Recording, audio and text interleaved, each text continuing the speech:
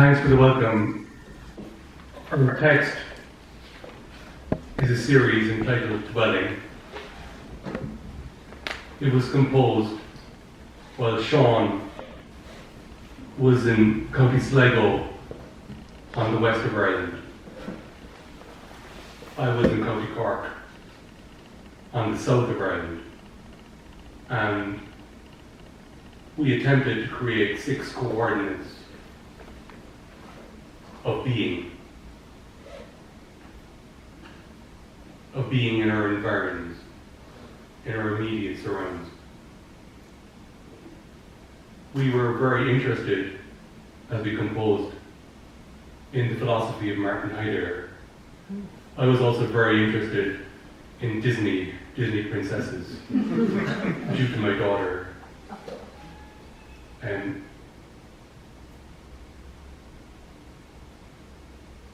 I begin. Now my daughter is Rapunzel, adorned with a tiara, her costume studded with pearls of polyethylene, of plastic amber curlicues. She flounces across the fresh cut lawn. I've been digging all afternoon. I've turned up nothing but worms and cliches. My daughter wishes that her hair were longer, blonder. I say her hair is the color of earth, therefore the color of everything. I offer her a worm, beige like any other. I offer her a cliché, unkillable and wriggling. Here, a violet opens, turning its vital change. The flower, though incredibly still, also trembles. You cannot discern its opening, not actually the movement. The tarmac road is passing, where you bend on the edge of it. The people, not long finished laying it, dying into hearsay, unbandaged in the amount of time you have left, twisting sharply so that you feel a strain around the left side clavicle, and how you stand in the salty familiar odor of damp plaster, bread mold and carpet dust, and bedding which won't dry easily this time of year, being the blackthorn winter it is. Scraggy outbursts of petal like scalded milk, and people who are rumour in what materials of construction they decay to remain as.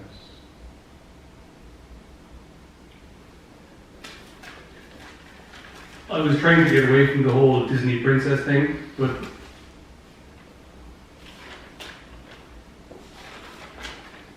it just seems to be in all of them. My daughter, Cinderella, waves from the bottom of the garden.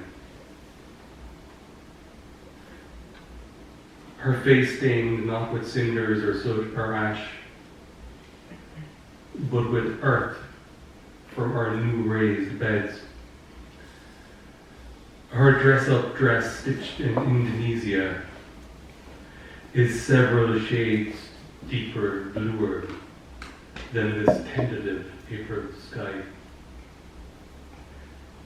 She runs in a lunging, courtesying half-trot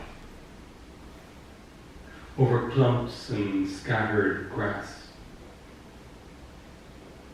stubborn, concentric weeds. She runs her synthetic sneakers, mating, interfacing with this clotted suburban ground. She runs as the subtlest rain establish itself. That's kind of hard. She runs as the subtlest rain manifests itself. A hardly wet, spectral presence, blurring Warburton villas, dulling the island's firs and conifers, drifting deftly over the lake from the Hawthorne Bar and the Jade Palace restaurant. I like the rain establishing itself. Yeah. It's hard to say for some reason. It is hard to say. But anyway, these are very kind of quiet coordinates. The first one was a lane side. This is a table. A table with a hard edge of red-stained wood, grained like iron filings around a magnet. Leaf drop that you lean at, elbows connected to forearms, its plane marked shine like photographs of the surface of Venus in oak gold brown. Legs cramped within the understructure, a morning brighter than anything has been all winter, a table used to add the detail to damage. Below which plummets Earth's depth to annihilation. Here is the slight, warm, historic deposit. An atomic obedience of wooden atoms cut from a forest. Confluent strands like toad spawn through the unheard of. Condensed starlings hunted to death in residue. Tree memories, sections of bee sound in residue, a cathode to your anode of metal trace. Here, the table's destruction of the path. Here, its stalling porch, its use as waste ground for the fugitive.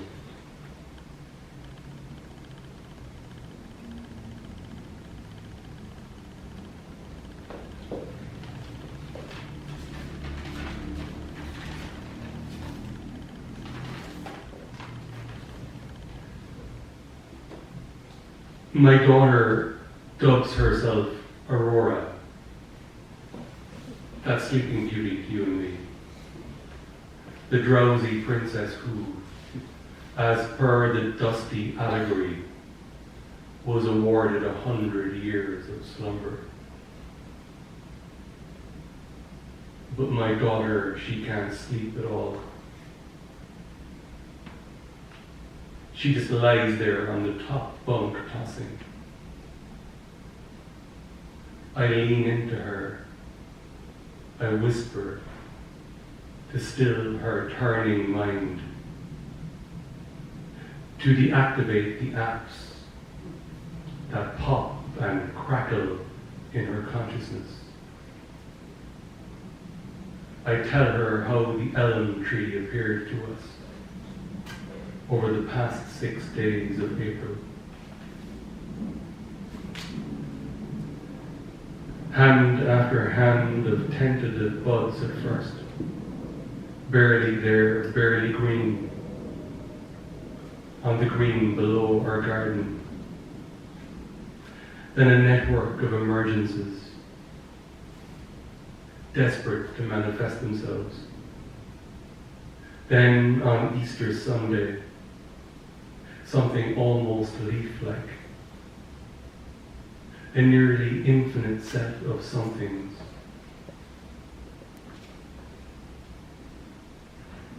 Furling, involuted, each studded with a clear and individual throwaway pearl of rain. So this is a house that doesn't exist. It's the third coordinate in my small space.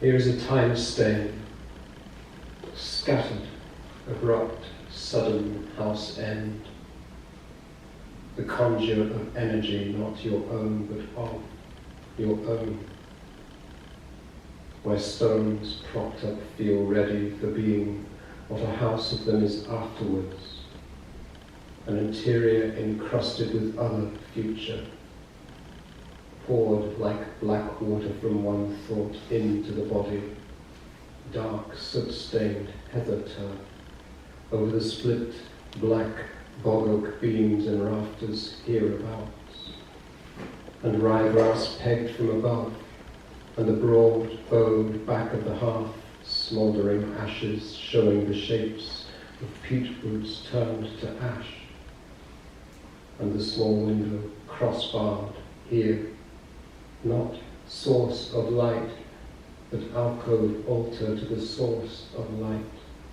a temple box to the disquiet and the splendor, and through its lapsed footprint, a column of dust caught in a potent light beam, your hand put forward through the signal of the sun to hear the warmth